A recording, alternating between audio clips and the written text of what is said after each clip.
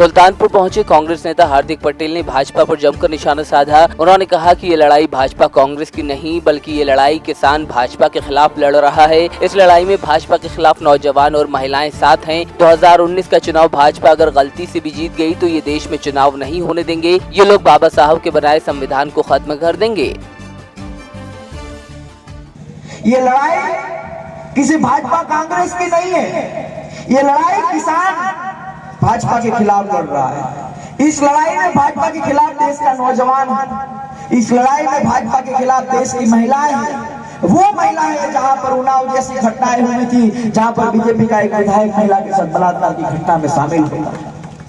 इस लड़ाई को हमें बदलना है, जीतना है दोस्तों। और गुजरात से सिर्फ यही कहने के लिए मैं आप लोगों के बीच में आया हूं कि अगर 2019 का चुनाव गलती से भी वो लोग जीत गए तो आने वाले दिन में इस देश में कभी चुनाव ये लोग नहीं करने देंगे दोस्तों। ये बाबा साहब अम्बेडकर के द्वारा बनाए गए संविधान को खत्म कर देंगे, किसानों को खत्म कर देंगे, सिर्फ और सिर्फ अदानी और अंबानी को मजबूत करेंगे और हम सबको गरीब बनाने का ये लोग काम करेंगे। अपनी मां और केंद्रीय मंत्री मेनका गांधी का चुनाव प्रचार करने बीजेपी सांसद वरुण गांधी सुल्तानपुर पहुंचे। वरुण गांधी ने कुड़वार ब्लॉक के दर्जन भर गांव में सभाएं की। इस दौरान उन्होंने विरोधियों पर जमकर निशाना साधा तो वहीं सुल्तानपुर को पहचान दिलाने में अपना योगदान भी बताया। सुल्तानपुर में बहुत सारे काम करता हूँ लेकिन मैं अपनी पब्लिसिटी नहीं करता। आपको पता है कि मैं अकेला सांसद हूँ इस देश में जिसने कभी अपना वेतन नहीं लिया। क्या आप जानते हो इस बात को? कभी नहीं, 10 साल में। प्रसपा अध्यक्ष शिवपाल यादव पार्टी प्रत्याशी के समर्थन में जनसभा करने फतेहपुर पहुंची। यहाँ शिवपाल यादव ने केंद्र और यूपी की सरकार पर हमला बोलते हुए कहा कि इनके गलत निर्णय की वजह से जनता परेशान है। 2014 में बीजेपी के लोगों ने अच्छे दिन लाने और 15-15 लाख देने का वादा किया था, लेकिन नोटबंदी और जीएसटी से देश की अर्थव्यवस्था चौपट हो गई है। इससे देश का कोई फायदा नहीं हुआ है। प्रदेश में जो भी दल है उस पर भरोसा नहीं किया जा सकता।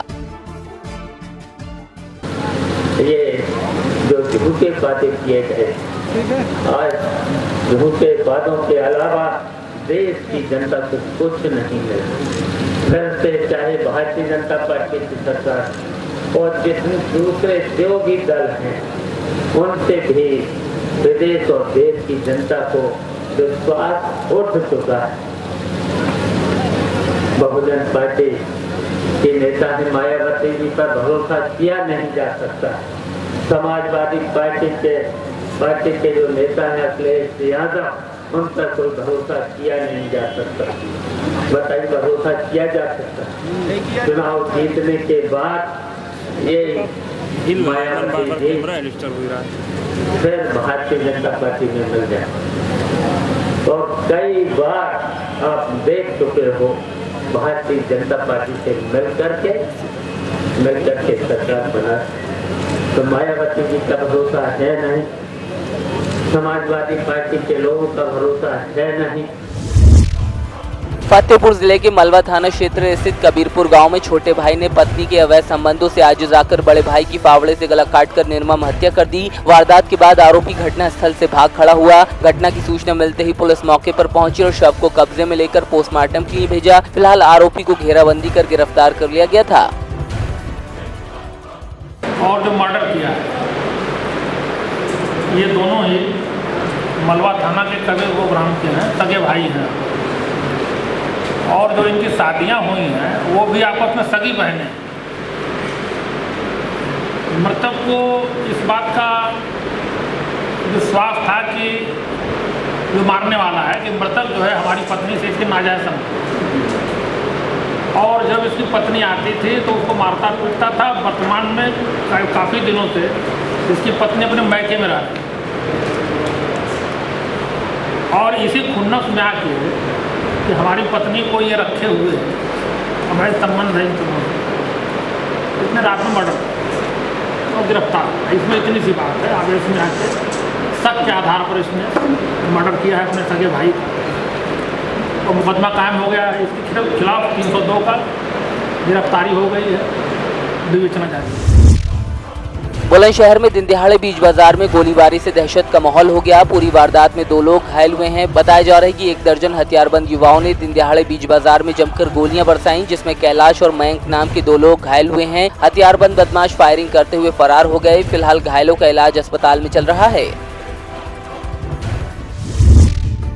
एडीजी पीएसी विनोद कुमार सिंह मथुरा पहुंचे, जहां उन्होंने श्री कृष्ण जन्मभूमि परिसर की सुरक्षा का जायजा लिया। अधिकारियों के साथ मीटिंग कर मातहत कर्मचारियों को दिशा निर्देश दिए। एडीजी पीएसी विनोद कुमार ने सुरक्षा से जुड़े उपकरणों को भी परखा, साथ ही सुरक्षा कर्मियों से भी बातचीत की। उन्होंने कहा कि परिसर की सुरक्षा में किसी भी प्रकार की चूक नहीं होनी चाहिए। परिसर में तैनात कर्मचारियों को श्रद्धालुओं के साथ अच्छा व्यवहार करने के निर्देश दिए गए हैं। मुरादाबाद में दबंगों ने उधार के 900 रुपए मांगने पर महिला की घर में बंद कर पिटाई कर दी। दबंगों ने महिला के हाथ की 2 उंगलियां तक काट ली। पूरा मामला सिविल लाइन थाना क्षेत्र के काजीपुरा का बताया जा रहा है, जहां मैसर नाम की महिला की उंगलियां काट दी गयी। पुलिस ने 3 आरोपियों के खिलाफ मुकदमा दर्ज कर जाँच शुरू कर दी है, जबकि आरोपी घर में ताला लगाकर फरार है। कानपुर देहात के टोल प्लाजा में एक बंदर टोल कर्मी से हजारों रुपए छीनकर फरार हो गया। बंदर की इस करतूत को देख हर कोई हैरान है। बड़ी मशक्कत के बाद बंदर को पकड़ा गया। पूरा मामला कानपुर देहात के 12 टोल प्लाजा का बताया जा रहा है। जालौन में एसपी स्वामी प्रसाद ने पुलिस बल को संबोधित किया। गौरतलब है कि 6 मई को 5वें चरण के लिए होने वाले मतदान के लिए जालौन से गोंडा 600 जवान भेजे गए हैं, जिन्हें एसपी ने हरी झंडी दिखाकर रवाना किया। इसके अलावा एसपी ने चुनाव ड्यूटी में लगे उत्तर प्रदेश परिवहन विभाग के चालकों को भी दिशा निर्देश दिए। बागपत में 2 दिन पहले दिन दिहाड़े आरू व्यापारी के साथ तमंचे की नोक पर हुई लूट का पुलिस ने खुलासा किया है। वारदात में शामिल एक लुटेरों को पुलिस ने गिरफ्तार किया, जिसके पास से लूटा गया मोबाइल, नकदी और हथियार बरामद किए गए। औरैया के बेला थाना क्षेत्र में बिजली के तारों से निकली चिंगारी ने खेत में खड़ी फसल को जलाकर खाक कर दिया। पीड़ित किसान की माने तो विभाग को कई बार बिजली के तार लूज होने की शिकायत की गई थी, लेकिन विभाग ने कोई ध्यान नहीं दिया। सूचना के बावजूद फायर ब्रिगेड भी नहीं आई, जिससे उसका 2 बीघा खेत जलकर खाक हो गया। हरिद्वार के सिडकुल थाना क्षेत्र में युवक का शव मिलने से हड़कंप मच गया। राजा बिस्कुट चौक पिकेट के पास कब्रिस्तान से युवक का शव बरामद हुआ। मृतक की शिनाख्त अमरोहा निवासी 38 वर्षीय अनिल कुमार के रूप में हुई। मृतक अनिल टीसीआई ट्रांसपोर्ट के ट्रक पर हेल्पर था। उसके शरीर पर चोट के निशान है, जबकि चेहरे को बुरी तरह पत्थर से कुचला गया है। पुलिस ने हत्या की आशंका जताते हुए जाँच शुरू कर दी है। मोगा में अपना समाज पार्टी के फरीदकोट से उम्मीदवार स्वर्ण सिंह ने इलेक्शन कमीशन से शिकायत की है कि मोहम्मद सादिक के पास एक ओबीसी और एक एससी के अलग अलग सर्टिफिकेट हैं। स्वर्ण सिंह का आरोप है कि फरीदकोट के संबंधित अधिकारियों ने उनकी शिकायत नहीं सुनी, लिहाजा उन्होंने मुख्य चुनाव आयोग को शिकायत की है। गौरतलब है कि 2012 विधानसभा चुनाव में मोहम्मद सादिक जब भदौड़ इलाके से विधायक चुने गए थे तो उनकी जाति के विवाद ने सियासी रूप ले लिया था, लेकिन बाद में उन्हें सुप्रीम कोर्ट से राहत मिली थी। ਇਹਦਾ पेपर ही नहीं रिजेक्ट होने चाहिए, केस रजिस्टर होना चाहिए। तो ये फाल्स डॉक्यूमेंट बना के लोगों सामने पेश कर रहा है, लेकिन उन्होंने रिटर्निंग ऑफिसर ने मेरी कोई नहीं सुनी। मैं ऑब्जर्वर के नोटिस के भी लिया, मैं उन्होंने भी कहा कि मेरी कंप्लेंट नोट करो, ये गलत है, इन्होंने साढ़े ऑब्जेक्शन नहीं सुने, जेड़ा कि लोकतंत्र की नीति के खिलाफ है। इलेक्शन कमीशन ने यह मैंडेटरी किया कि ऑब्जेक्शन साहब सुन के उस वे डिस्पोज ऑफ करने चाहिए। इस करके मैं ऑब्जर्वर को भी कंप्लेंट की, ऑब्जर्वर साहब चुप रहे, उन्होंने बोले ही कुछ नहीं।